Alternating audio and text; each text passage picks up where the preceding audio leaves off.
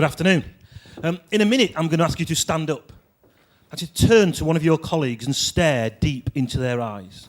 Sorry, that's tomorrow's presentation. No, we're not going to do that. Good afternoon. My name's Andy Hanselman. I'm always conscious when I start these things off. People say, who the hell is Andy Hanselman? I'll get some bad news out of the way straight away.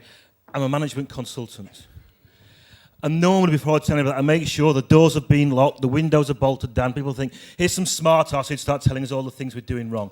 I'm not going to do that. I'm just going to share with you some ideas for the next 15 minutes. I'm based here in Sheffield, and I work with a real mix of businesses. And this is maybe giving insight into what I do and how I do it.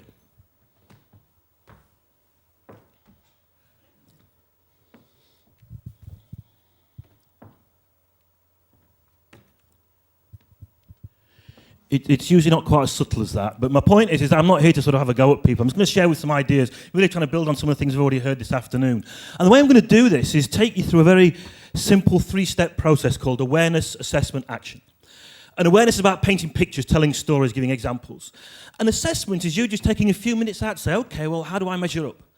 And really what I'm asking you to do is just sort of think about how you and your business measures up against some things we're going to talk about.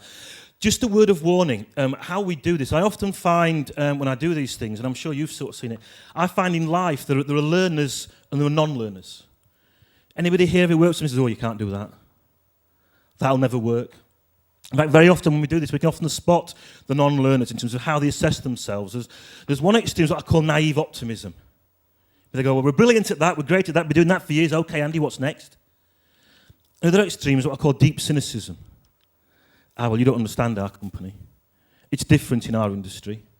Well, the one thing from the words I heard, that'll never work in Rotherham. And actually, we weren't a million miles off, but I was actually once doing a session in a local authority up in the northeast, and I was stood doing my stuff. And as I'm going, all I could hear was this. And I looked, and I said, is everything all right? And this quite elderly gentleman stood up and said, look, sonny. And you know when you hear those words, you're in trouble. I think it's great what you're saying. It's very enthusiastic. But can I tell you, we tried all this in 1957, and it doesn't work. And it's a very cynical approach. We describe a cynic as somebody who's given up but hasn't shut up. And there are hundreds of reasons why things can't happen. And I'm sure we don't have any of those here this afternoon. What I think you do is just sort of think about these things and identify what actions you're going to take. And what we're going to do is just sort of give you a bit of a sort of a question I'd like to get you to do. I'm always very conscious that these things sometimes are a bit passive. We all just sit and listen. And you never know, next to you this afternoon, could be a potential customer, a potential supplier, somebody could help. And I'm always conscious when we go to these things, people come along and sit and just stare dead ahead. So I'm going to give you in a couple of minutes to talk to the people around you. I'm always very conscious also when you go to these events where we do what I call the conference lean, where you look to see if you can see the badge to see whether they're worth talking to. I once went to a conference in California. I was sort of stood there. I was one of the only Brits there, very, very reserved. Stood there, and this guy came up and said, Andy, it's great to see you. And I don't think I know you. Andy, I'm just a friend waiting to happen. Scary stuff, okay. What I would like you to do, however, is talk to somebody you don't know. But very quickly, particularly if you're in a business, just introduce yourself, and I'm going to give you 2 minutes maximum to do this. Tell them who you are. More importantly, maybe just see if you can tell them maybe why they should buy from you. What are your key competitive advantages, if you like? Is that okay? So please speak to somebody you don't know. I know some of you just keep talking. We know who you are, okay? So turn around, talk to somebody you don't know for 2 minutes. Off you go.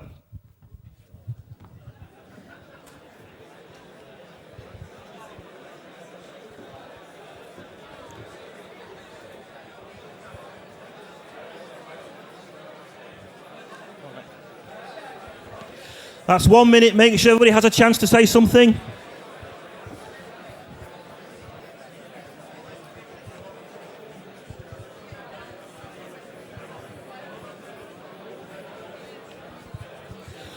Okay, if I could just stop you there, please. If I could just stop you there, please. If you were just about to clinch the biggest deal of your life, and I stopped, I apologise for that. We'll be plenty of time to carry this on after.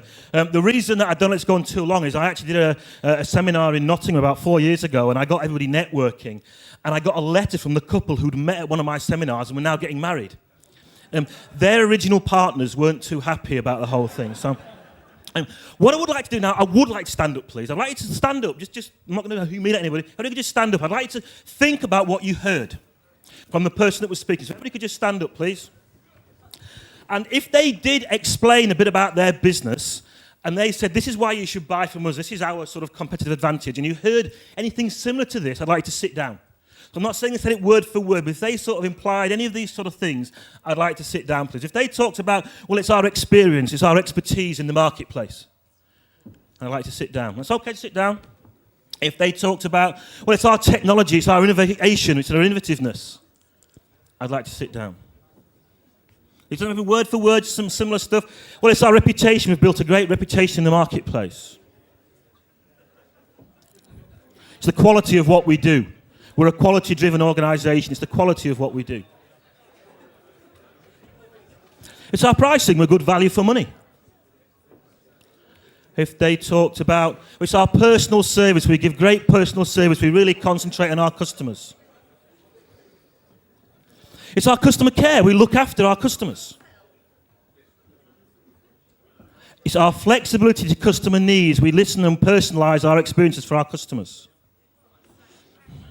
Getting quite a few of you. It's our ability to solve our customers' problems. It's our uniqueness. So we've still got a few standing up. Anybody who's going to shout out some of the things that you heard?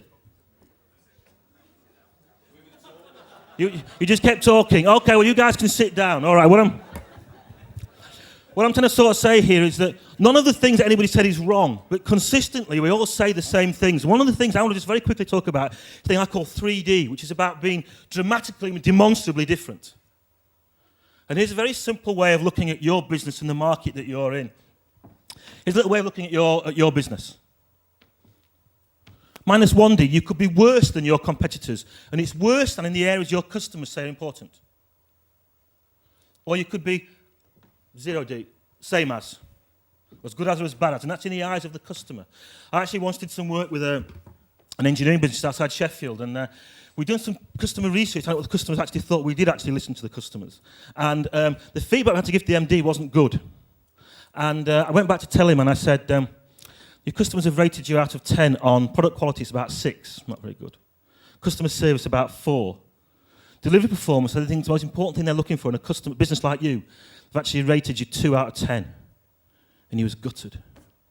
I thought, here's another job we're not going to get paid for.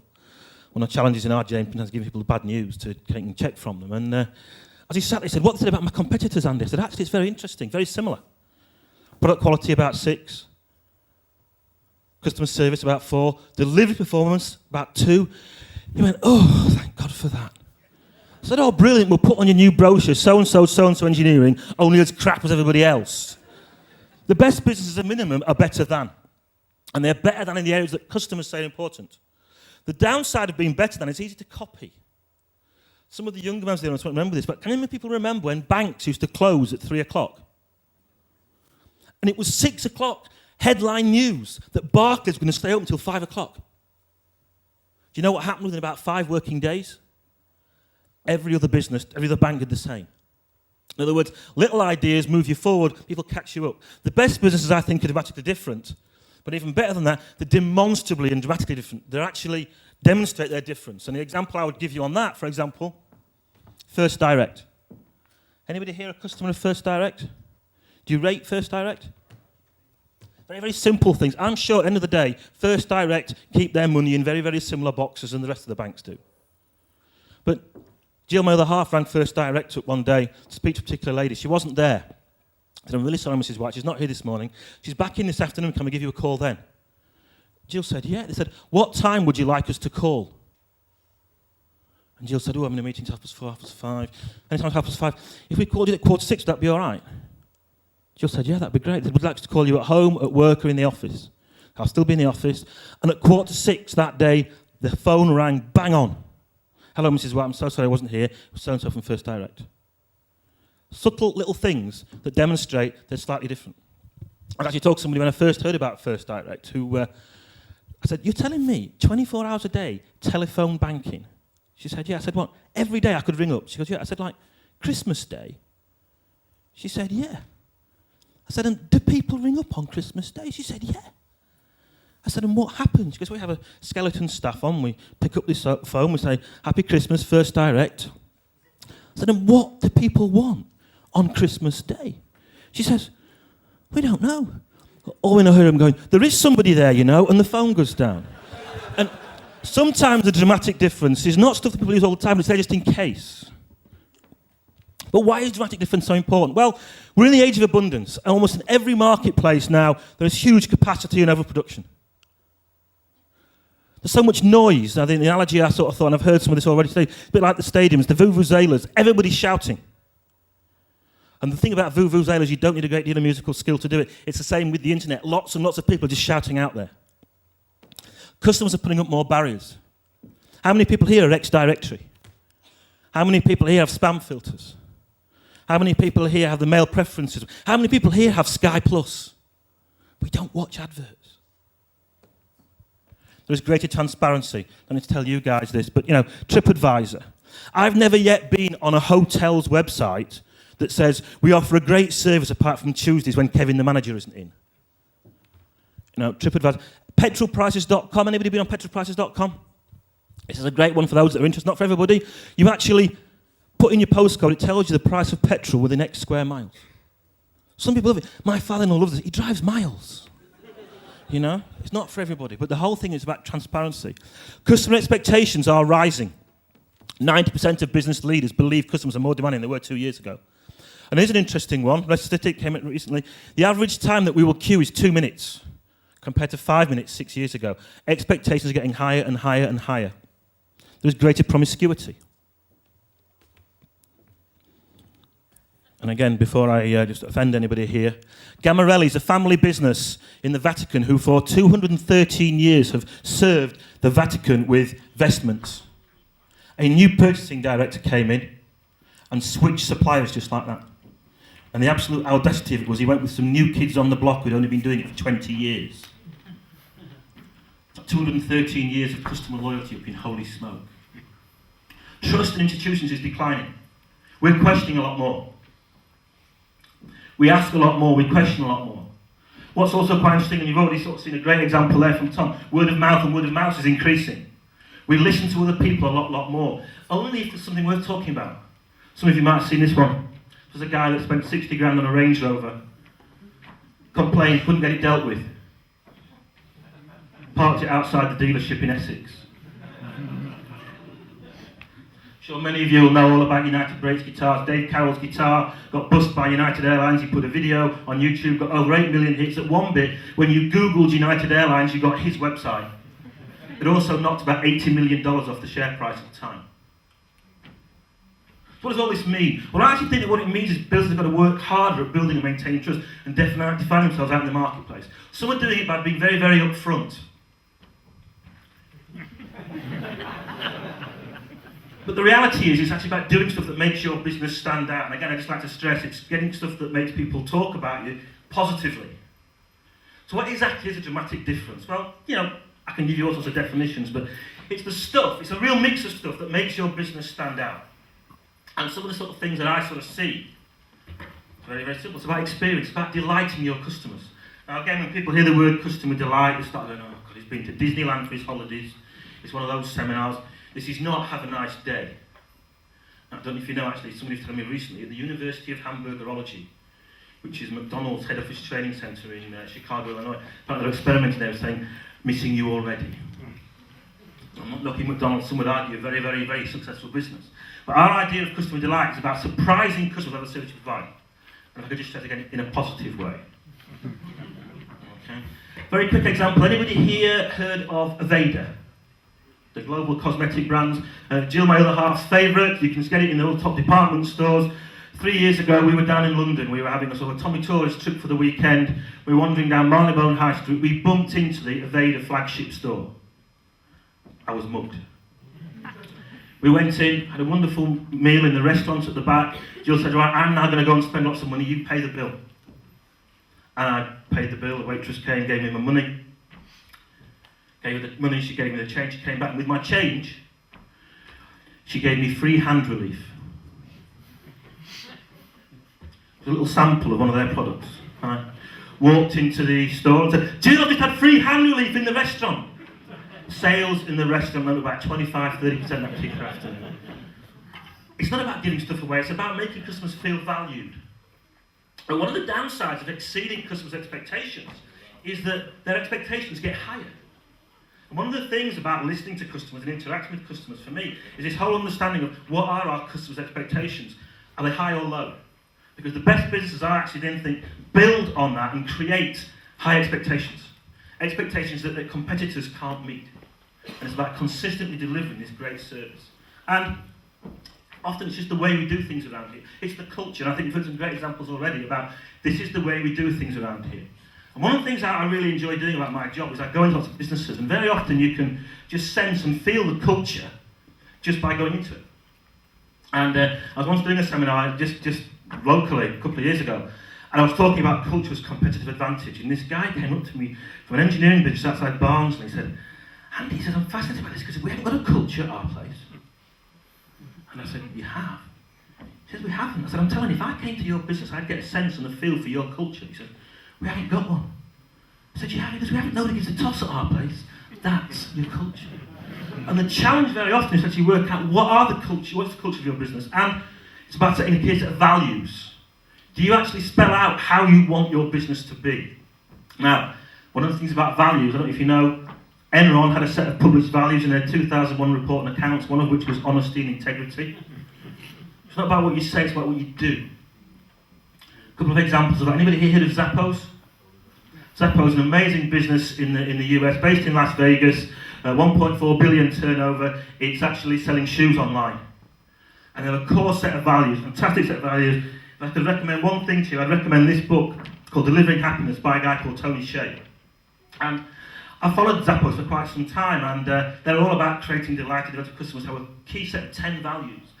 And I heard that he sort of launched the book, and I was following his sort of blog about it, and I went on Amazon to get the book, and hadn't released it here yet, and I actually sent an email to his website saying, "Is there any chance you could let me know when the book's going to be released in the UK?" 2 days later, I got a copy of the book with the yellow post-it note saying, "Andy, we hope this delivers as much happiness for you as it did us sending it." He sent it like that. And they completely talk about creating devoted customers, ongoing relationships with customers that come back for more. It's about championing your champions. One of the things for me is, what do people get rewarded for in your business? The reward very often for doing great work is you get to do more work. Southwest Airlines. Again, if you get a chance, you've probably seen it on YouTube. See the rapping guy who's the steward who actually tells you the instructions on the health and safety. Completely different. The guy who runs Southwest Airlines lets people do what they want within reason in terms of creating their personality. Ritz-Carlton hotels. Every member of staff has the authority to spend up to $2,000 to solve a customer's problem without talking to a manager. That's about empowerment. That's what this is all about. One of the key things for me about your dramatic difference is, do you understand what your business is about, what you want it to be about, but then do you ensure everybody in your team is doing that to actually make it happen? So it really means about demonstrating your dramatic difference very quickly. I was in Santamillion a couple of years ago, and anybody here been Santamillion? 660 different wine shops and a monastery. And I don't know much about wine. Thinking, which one shall I go into? Which wine shop shall I go into to actually sort of bring my stuff home? I couldn't decide until I saw this sign. Unfortunately, that's not the sort of marketing that can work for most of us in the markets we're in today. And I'm just going to give you a very simple, final little model just to sort of think about and apply this to your business in terms of how do you demonstrate your dramatic difference. I've talked about Zappos in Las Vegas, I've talked about Ritz-Carlton hotels, I've talked about Southwest Airlines. This is a lady called Anne Adlington who runs a business, or used to run a business, called AAA Animal Hotel and Care Centre. And between you and me, it's a dog kennels. Okay? Not the most sexiest high-tech of businesses, it was originally based in Washington, Tyne and Wear. And Anne had a complete passion for animals, as did all her team. We knew they loved dogs and cats. Unfortunately, their idea of customer delight was to give the dog some extra dog food. Now, I'm sure we talked about word of mouth, there is word of woof, and dogs do actually talk to each other, but it's customers who pay the bills. And what we did was we took the team and worked on it over a period of time to look at how can we demonstrate our dramatic difference, which was about quality of care, animal care, and passion. And we just went through this, something you could do in your business to go through the whole customer journey to work out what's it like when customers ring up. At AAA, we found the answer, the phone was answering anything from like, good morning AAA, how can I help? Some people going, hello? Some staff say, no, Andy, I never answer the phone, I never get anywhere near it. So we had to make sure the phones answered properly. It might seem obvious stuff. But people used to come and have a look at AAA. We discovered very quickly that only Anne and Arthur, the husband and wife team, could actually do the selling. Members of staff said, Andy, you're telling us people buy from people they like and trust. Surely it should be us showing the customers around. We had to train them all in basic selling skills. We had to train quite a few of them, what I call basic courtesy skills. As they're going, this is the grooming parlour, as the door slammed in the face of the customer. This was an idea that came from a 16-year-old, and this was a great idea. As they show you around, have a conversation with, one of the things they do is they get your dog's name. Because the next morning, you get a little letter saying, thanks very much for coming to see us. Here's the benefit. Handwritten PS, I hope Bonzo's looking forward to his holidays. Anybody here got a dog or a cat? Those who've got dogs are going, oh, I can see how this works. Others are going, what? Because the point of this is actually demonstrating the stuff that customers really care about. Customers book. What used to happen was people used to get a questionnaire when they arrived. Somebody said, why don't we send them the questionnaire beforehand with a letter that says, in order to give your dog the best possible care he deserves, please fill in this questionnaire. Message the customer, we're really going to care for your dog, don't you worry about a thing. Demonstrating their dramatic difference. Customers used to come and drop the dog off. And I actually seen customers arrive, get out of the car park, get out of the car, certainly first-time customers, panic a bit, get in the car and drive off again because they can't leave their little baby with complete strangers.